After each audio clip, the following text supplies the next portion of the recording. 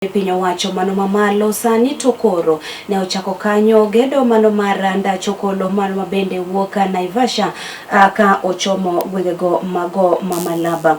Gedo no igeno ni biro bedo karumo kuom thuolo mano mar higni 2 mano mabende biro kane uloso e wach maket kodama jatatije ka kambi mano mar Kenya Railways mano migosi Philip Mainga ne owacho kata ne owacho ni chenro mano mar gedo no biro bedo ka bero wechego mago mag limbe e counties mopogore opogore mabende gach okolo no biro bedo kakale kama bende kaachiel kod wechego mag uchumi kaachiel kod ohala biro bedo maber e counties go ne chalo kama.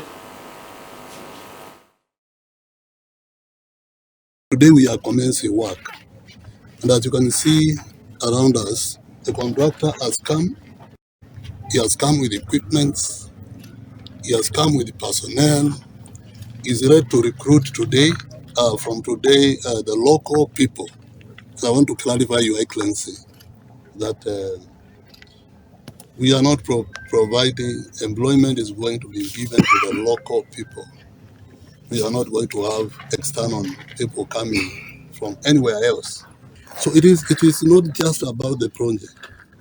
In terms of transformation and investments, and also, let's say, the government of Kenya putting money into people's pockets.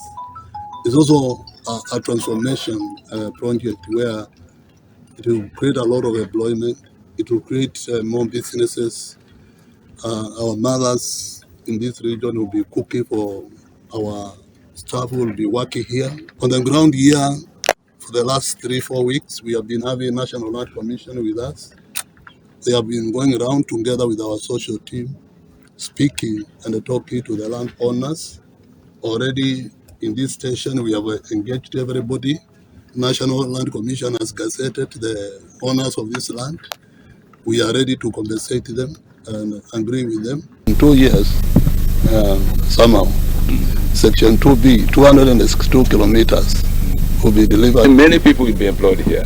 It will provide a market for so many services, not just food, but other services in the city. So let us thank